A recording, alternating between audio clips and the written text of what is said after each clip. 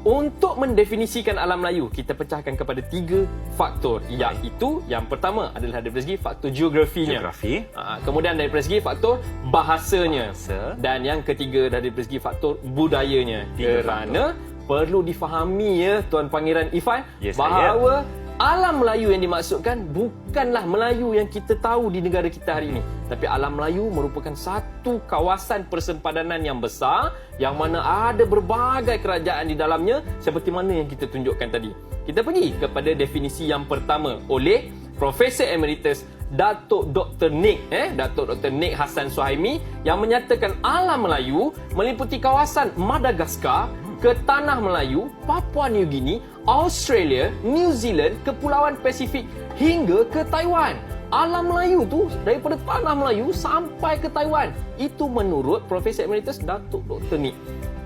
Kalau kita tengok pada peta ni nampak dia punya keluasan kawasan tu daripada sini sampai sini. Semua ini adalah alam Melayu.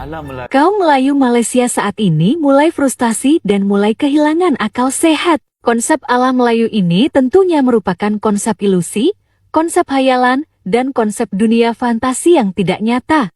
Konsep alam Melayu ini justru memaksa negara-negara yang katanya serumpun untuk melebeli budaya, bangsa, dan bahasa dengan label Melayu. Contohnya Nusantara harus dilebeli alam Melayu. Bangsa Indonesia harus dilebeli Melayu Mahawangsa dan bahasa Indonesia harus dilebeli bahasa Melayu Supra. Menurut Mimin, kaum Melayu Malaysia akan sia-sia usahanya melebeli bahasa Indonesia dengan label Melayu. Konsep ilusi yang mereka tawarkan pada Indonesia sangat bertolak belakang dengan Pancasila. Di Pancasila jelas tertulis di sila ketiga, yaitu Persatuan Indonesia. Konsep alam Melayu, Melayu Mahawangsa dan bahasa Melayu Supra sama sekali tidak sejalan dengan prinsip bernegara bangsa Indonesia. Konsep alam Melayu, Melayu Mahawangsa dan bahasa Melayu Supra adalah konsep yang hanya mengistimewakan satu identitas etnis tertentu saja. Jadi Malaysia akan sia-sia usahanya melebeli bahasa Indonesia dengan label Melayu. Sangat mustahil pemerintah Indonesia akan menerima konsep rasial yang ditawarkan Malaysia. Karena itu akan bertentangan dengan ideologi bangsa Indonesia. Sangat bertentangan dengan prinsip bernegara bangsa Indonesia. Dan sangat bertentangan dengan cara bernegara bangsa Indonesia. Mimin pernah bilang di akun Mimin sebelumnya bahwa jika Malaysia tetap ngotot ingin memiliki bahasa Indonesia dan penutur beserta dengan budayanya, caranya menginvasi Indonesia. Tapi sepertinya Malaysia tidak akan mampu. Mereka itu bukan negara agresor. Mereka juga tidak punya pengalaman perang. Justru di masa depan ada kemungkinan Indonesia yang akan mencaplok negara Malaysia untuk mengembalikan kejayaan Majapahit. Assalamualaikum warahmatullahi wabarakatuh. Konsep alam Melayu yang banyak diperdengarkan dari negara tetangga kita Malaysia ini merupakan konsep yang memang sangat terkenal di Malaysia ya. Tetapi di negara-negara lain seperti di Indonesia, di Singapura, di Filipina ataupun di Brunei Darussalam, bahkan di negara-negara lain yang mungkin jauh ya dari posisi ASEAN seperti di daerah Kepulauan Fiji atau Papua Nugini, justru konsep seperti ini jarang sekali terdengar. Lalu kenapa konsep alam Melayu ini sangat terdengar ya di negara Malaysia? Ini tidak lepas dari bagaimana mereka mempromosikan alam Melayu di dalam dunia pendidikan.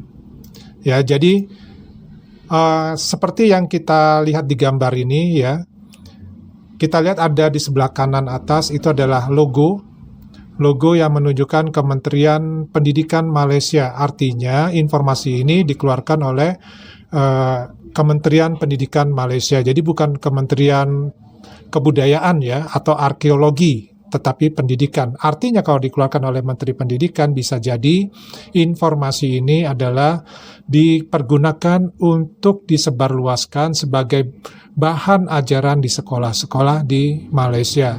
Sehingga konsep alam Melayu ini begitu melekat di pemikiran semua warga Malaysia. Nah, kalau kita perhatikan di sini konsep dari alam Melayu versi pendidikan di Malaysia itu ada yang dinamakan konsep alam Melayu secara garis besar kalau kita lihat di dalam diagramnya ini ya, yaitu ada aspek geografi, aspek budaya, dan aspek bahasa.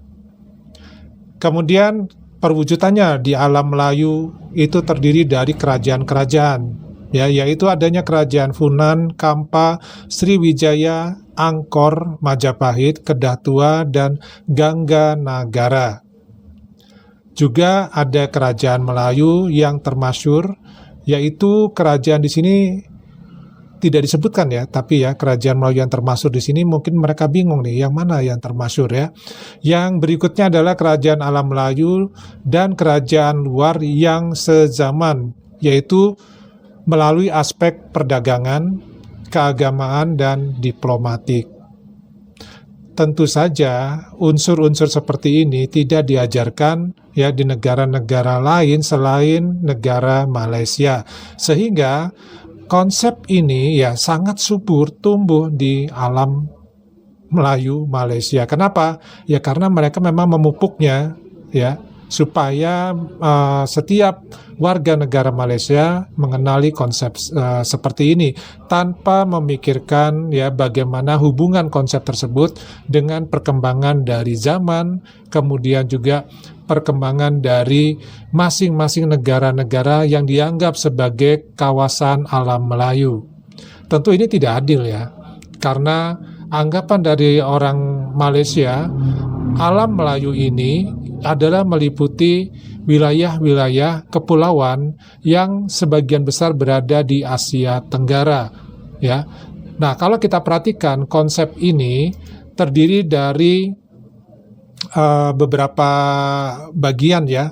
Di sini kalau Pak D bacakan konsepnya kurang lebih seperti ini ya. Itu gambarnya secara garis besar ya.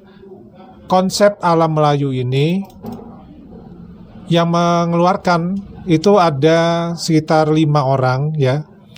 Yang pertama adalah yang kiri atas ya, di sebelah kiri bagian atas, Alfred Russel Willis, yaitu sarjana barat, mengatakan bahwa alam Melayu atau kepulauan Melayu itu meliputi dari tanah Melayu hingga Tenasserim dan Kepulauan Nicobar, kemudian Filipina dan Kepulauan Solomon hingga Papua Nugini.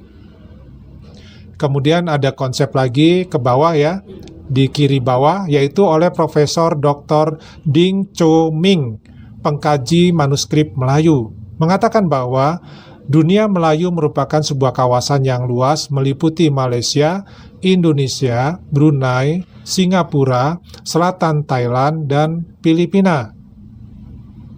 Dan juga ada konsep yang disebutkan dalam video tadi, yaitu oleh Profesor Emeritus Dato Dr. Nik Hasan Suhaimi, Nik Abdul Rahman, ahli arkeologi, yang mengatakan bahwa alam Melayu meliputi kawasan dari Madagaskar ke Tanah Melayu, Papua Nugini, Australia, New Zealand, Kepulauan Pasifik, sampai ke Taiwan. Lalu yang di bagian tengah, kanan tengah ya, Abdul Hadi Haji Hasan, ahli akademik, yang mengatakan bahwa alam Melayu merupakan suatu lingkungan geografi yang luas meliputi Kepulauan Melayu hingga selatan Thailand. Kemudian yang terakhir adalah bagian kanan bawah, Profesor Emeritus Tan Sri Dato Pendeta Dr. Ismail Hussein, ahli bahasa dan budayawan, mengatakan bahwa dunia Melayu meliputi selatan Vietnam, Kamboja, selatan Myanmar, segenting Kra, Malaysia, Indonesia, Brunei, dan Filipina. Nah, kalau diperhatikan dari 5 konsep teori alam Melayu ini, yang paling luas konsepnya itu adalah dikemukakan oleh Profesor Emeritus Dato Dr. Nik Hasan Suhaimi dan Nik Abdul Rahman, yang mengatakan bahwa alam Melayu itu ya mencapai ya Papua Nugini, Australia, New Zealand, kemudian Kepulauan Pasifik. Sementara 4 konsep yang lainnya tidak sampai ke sana. Ya, kecuali ada di sini yang dari barat ya mengatakan bahwa Kepulauan Solomon, Kepulauan Nicobar dan juga Papua Nugini termasuk dalam alam Melayu. Nah, tentu dari konsep-konsep yang seperti ini tadi, ini menimbulkan semacam pemikiran dari mana asalnya alam Melayu itu ya. Jadi umumnya istilah Melayu selalu merujuk kepada Kepulauan Melayu yang mencakup kepulauan di Asia Tenggara.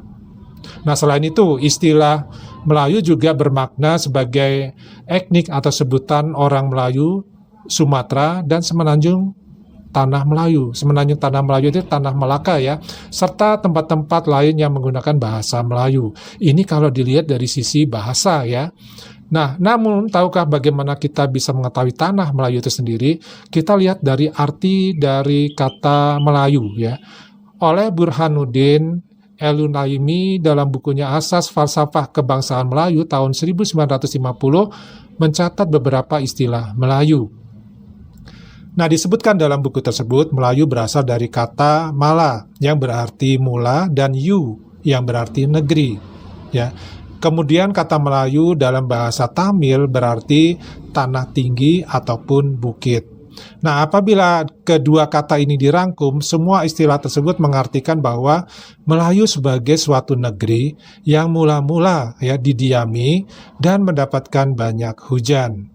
Nah, sementara kata Melayu ini juga terdapat dalam bahasa Jawa yang artinya adalah berlari. Nah, arti kata berlari ini adalah secara harfiahnya, kiasannya adalah merantau atau pergi ke tanah tempat lain dan menetap di sana.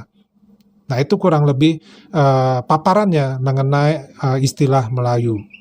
Nah, istilah Melayu ini juga ya dikenal itu dalam catatan kerajaan di Cina, di mana pendapat ini muncul pada 644 Masehi ya dalam catatan kerajaan Cina. Berdasarkan catatan tersebut, Melayu itu ditulis sebagai Moleyeo yang merupakan nama sebuah kerajaan yang pernah mengirim utusan ke negeri Cina untuk melakukan kerjasama.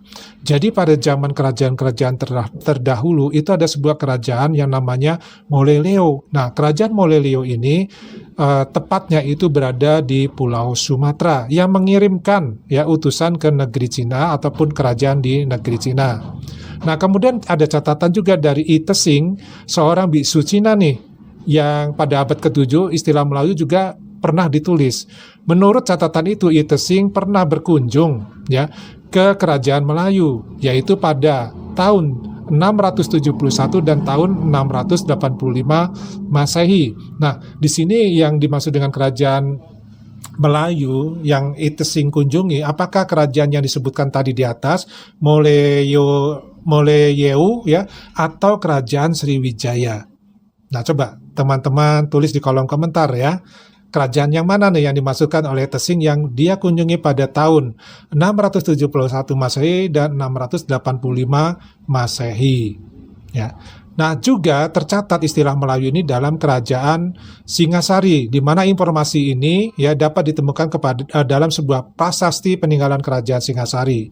Nah, dalam prasasti tersebut ya, itu pada tahun 1197 Saka atau 1275 Masehi, Raja Kertanegara dari kerajaan Singasari pernah mengirimkan pasukan ke kerajaan Melayu. Pengiriman pasukan ini disebut sebagai ekspedisi Pamalayu. Nah, Raja Kertanegara dari kerajaan Singasari ini mengirim pasukan ke kerajaan Melayu. Yang dimaksud kerajaan Melayu ini, apakah kerajaan yang disebutkan oleh kerajaan Cina tadi, yaitu Meleyoe, atau kerajaan Sriwijaya? Bagaimana nih teman-teman? Coba dikomentari juga ya. Nah, yang berikutnya adalah dalam hikayat Hang Tuah. Nah, kalau dalam hikayat Hang Tuah ini namanya hikayat ya. Hikayat itu adalah sesuatu yang sifatnya adalah belum nyata atau belum terbukti secara fakta bahwa memang ada ya. Nah, jadi istilah Melayu menurut hikayat Hang Tuah ini ada atau berkisar pada abad ke-17. Nah, pada masa itu, istilah Tanah Melayu biasa digunakan untuk menyebutkan wilayah yang dikuasai oleh Kesultanan Malaka. Ya, jadi jelas di sini ya, istilah Tanah Melayu itu dikumandangkan, dilahirkan, diciptakan oleh Kerajaan Kesultanan Malaka pada abad ke-17. Sebab sekitar abad ke-16 ya, penjelajah Portugis Tom Pires yang pernah menetap di Malaka sejak tahun 1512 hingga 1515 juga menggunakan istilah Melayu. Nah, pada abad ke-20, istilah Tanah Melayu dipergunakan oleh nasionalis di Semenanjung Malaya yang ingin negeri-negeri Melayu bisa berdiri sebagai suatu entitas. Nah, dari sini ya bisa kita simpulkan bahwa istilah Tanah Melayu, istilah alam Melayu itu ya diciptakan oleh orang-orang yang ahli di Malaysia yang kemudian ya dimasukkan ke dalam pelajaran pendidikan di negara Malaysia, sehingga istilah Tanah Melayu, alam Melayu ini sangat melekat di pikiran para warga di Malaysia sampai dengan hari ini. Ya, tapi kalau kita perhatikan di Indonesia, di negara tetangga-tetangga yang lainnya, bahkan yang mungkin jauh ya di Kepulauan Solomon segala macam, mungkin istilah alam Melayu, Tanah Melayu tidak begitu dikenal. Ya, nah apa yang diuraikan di sini,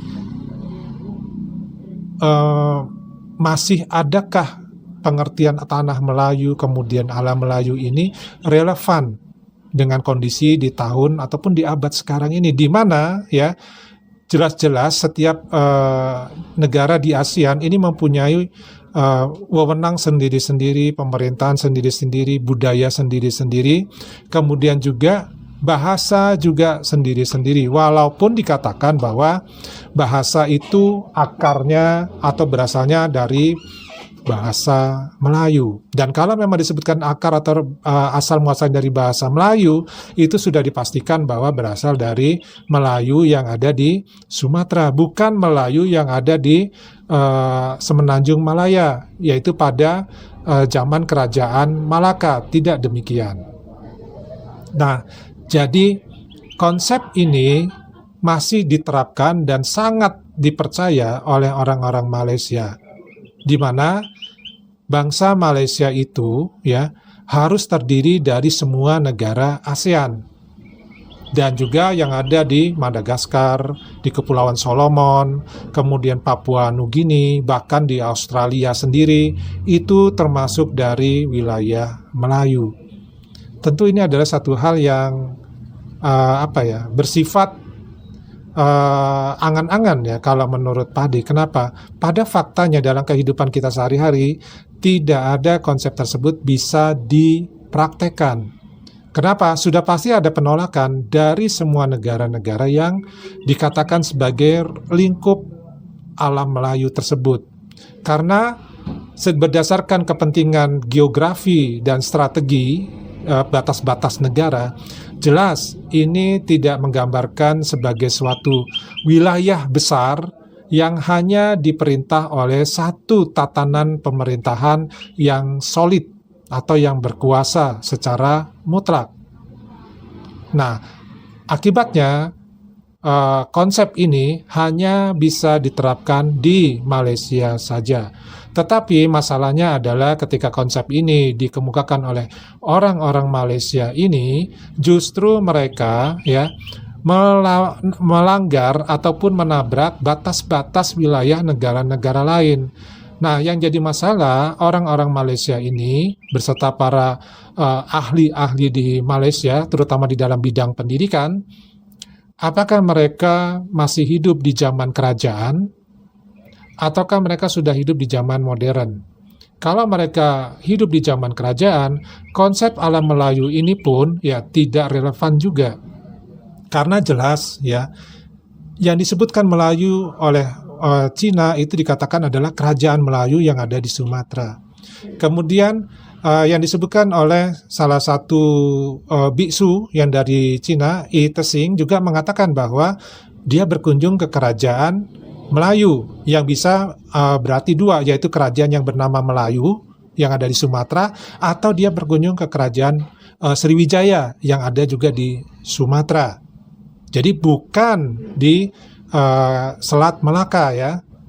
Nah, kemudian juga dari orang-orang Portugis ya, ini sudah mengatakan juga mereka kan berkunjung ke wilayah Semenanjung Malaka itu ketika abad ke-16 ya, ketika kerajaan Malaka itu sudah ada, dan ini baru disebutkan istilah Melayu. Nah, ini tidak tahu nih kenapa dari pihak Portugis mengatakan bahwa kerajaan Malaka itu disebut sebagai Melayu. Nah, Padi belum dapat informasinya ya, seperti apa kata Melayu disematkan di dalam kerajaan atau Kesultanan Malaka. Nah, tentu ini sangat merugikan bagi negara-negara lain selain negara Malaysia. Karena apa? Karena konsep alam Melayu dan tanah Melayu ini mengakibatkan ya pengaruhnya terhadap budaya, pengaruhnya terhadap bahasa. Pengaruh terhadap budaya terjadi status klaim suatu budaya milik negara lain dijadikan budaya milik negara yang mengaku sebagai bagian dari alam Melayu atau pusatnya alam Melayu. Yang kedua, bahasa. Bahasa yang dinomorsatukan oleh negara alam Melayu ini adalah bahasa Melayu. Tapi di sini belum jelas bahasa Melayu mana yang dipergunakan karena bahasa Melayu ini banyak sekali ya. Sehingga kita juga masih bingung seperti itu ya. Nah, jelas-jelas konsep seperti ini sudah pasti ditolak ya oleh negara-negara lain yang dikatakan bagian dari alam Melayu, termasuk negara Indonesia. Sudah pasti dan sudah memang dijelaskan menolak ya bahwa bahasa Indonesia adalah bahasa Melayu. Nah, jadi dari tiga paparan ini ya, kalau dari sisi geografi tadi sudah ada 5 pendapat. Jadi ada perbedaan ya mengenai konsep alam Melayu itu sendiri. Yang seharusnya ini tidak terjadi. Karena apa? Karena jelas di sini ada 5 pemikiran yang berbeda di dalam membatasi wilayah yang namanya alam Melayu itu tadi. Sehingga bisa dikatakan bahwa teori alam Melayu ini ya tidak bisa dibuktikan secara fakta sehingga tidak dikatakan sebagai hukum alam Melayu atau hukum tanah Melayu. Kalau statusnya sudah hukum ya, itu berarti memang sudah terbukti. Jadi ini masih sebatas teori. Teori siapa saja bisa mengungkapkan, bahkan kita sendiri bisa melakukan hal tersebut ya. Nah, kemudian mengenai budaya alam Melayu. Budaya alam Melayu ini pun kita harus melihat lagi sumbernya dari mana. Ya, budaya tersebut. Tentu kalau kita bicara sumber, kita akan bicara mengenai pola migrasi dari penduduk yang berada di lingkungan alam Melayu itu sendiri berasal dari mana. Ini pun banyak konsep ya, banyak teori yang mengatakan bahwa orang-orang di alam Melayu ini berasal dari Pulau Jawa, Pulau Sumatera yang berpindah ke Selat Malaka ya, kemudian ke pulau yang lain-lainnya dan seterusnya. Ada juga yang konsepnya berasal katanya dari India ya. Kemudian ada juga yang konsepnya katanya dari negeri Cina. Nah, jadi banyak teori yang mengatakan seperti itu dan sampai sekarang kejelasan mengenai konsep ini masih belum bisa 100% dibuktikan ya, kecuali ada ditemukannya fosil manusia tertua di dunia yang ada di Sulawesi dan ada di Pulau Jawa. Ini menguatkan bahwa orang di Sulawesi, orang di Pulau Jawa itu adalah memang sudah ada dari zaman dahulu, sebelum di pulau-pulau yang lain ada. Nah, kemudian dari sisi bahasa ya, kita perhatikan bahwa setiap negara di Asia atau Asia Tenggara ya, ini mempunyai bahasa yang berbeda-beda. Walaupun ada beberapa bahasa yang mirip-mirip. Ya, tapi itu tidak masalah. Kenapa? Kita perhatikan saja bahasa Inggris. berapa banyak kemiripan bahasa Inggris yang ada. Ya, dari yang di British, kemudian di Amerika, di New Zealand, di Australia, ya, kemudian juga di negara Eropa yang lainnya, bahasa Inggris. Itu pun banyak ya pengaruh-pengaruh dari budaya yang lain atau dari bahasa yang lain. Nah, ini pun terjadi yang namanya bahasa di kawasan Asia Tenggara. Setiap negara mempunyai bahasanya masing-masing, walaupun ada kemiripan, walaupun ada mungkin kosakata yang sama, termasuk bahasa Indonesia. Ya, yang jelas bahasa Indonesia itu memang akarnya diambil dari bahasa Melayu, yaitu bahasa Melayu Riau. Ya, kemudian dikembangkan ya dengan adanya masuknya bahasa-bahasa dari kosakata bahasa daerah yang lain, ya. Kemudian juga ada juga masukan ya dari bahasa asing yang lain. Dan tentu ini adalah memperkaya dari bahasa Indonesia itu sendiri. Nah, berbeda dengan bahasa Melayu yang ada di Indonesia, itu tidak bisa berkembang ya seperti yang bahasa Indonesia lakukan.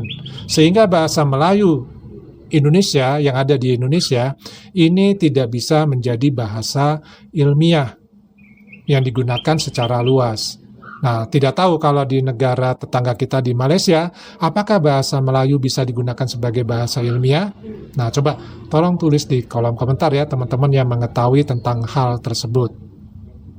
Nah, jadi kesimpulannya adalah bahwa teori-teori yang dikatakan tadi oleh orang-orang yang pintar tadi ya, itu bersifat semacam penjelasan berdasarkan nalar dan mungkin juga berdasarkan kajian-kajian ya.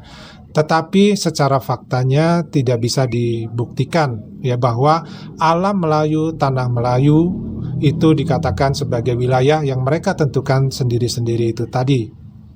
Begitu pula faktor turunannya, tadi berdasarkan geografi, kemudian ada berdasarkan budaya, itu pun tidak bisa dibuktikan. Karena kalau kita perhatikan, banyak budaya yang berbeda-beda untuk setiap negara. Lalu bahasa sama juga. Bahasa di sini mempunyai ciri-ciri yang sendiri, kemudian mempunyai logat juga ya masing-masing ya, yang tentunya terkadang dari jenis bahasa yang digunakan ini pun menimbulkan kesalah tafsiran ya, karena ada bahasa yang pengucapannya sama, penulisannya sama, tetapi berbeda arti ketika dia berada di negara lain. Contoh kata pusing ya, kalau pusing di Indonesia jelas itu berhubungan dengan yang namanya apa, kepalanya yang muter-muter atau sakit kepala. Tapi kalau di negara Malaysia, pusing itu berarti putar balik ya. Jadi bukan berhubungan dengan kondisi kesehatan kepala kita ya. Itu perbedaannya salah satunya seperti itu. Jadi ya itu tadi ya. Konsep alam Melayu tidak bisa diterapkan di negara ASEAN yang memang sangat diinginkan oleh negara tetangga kita ya. Kalaupun menjadi negara Melayu seluruh ASEAN, maka mereka menginginkan adalah pusatnya yaitu di Malaysia. Tentu hal itu tidak mungkin terjadi ya. Yang mungkin terjadi adalah ketika kalau Malaysia seperti disebutkan dalam video tadi ya, mampu mengekspansi negara-negara kawasan ASEAN. Barulah mereka bisa menyatukan yang namanya alam Melayu tadi, mewujudkannya. Tapi apakah itu bisa dilakukan dan apakah berani untuk melakukan hal tersebut? Ya. Oke teman-teman, sampai di sini dulu videonya. Mudah-mudahan ini mampu untuk membuat kita menambah wawasan ya, menambah pengetahuan kita. Jangan mudah kita berspekulasi mengenai tanah Melayu, mengenai alam Melayu yang disebarkan secara masif ya oleh negara Malaysia kepada negara kita sendiri di Indonesia. Kita harus paham ya pengertian tanah Melayu, pengertian alam Melayu yang sebenarnya tidak ada di dalam konsep di negara kita. Oke ya, sampai di sini videonya. Wassalamualaikum warahmatullahi wabarakatuh. Salam.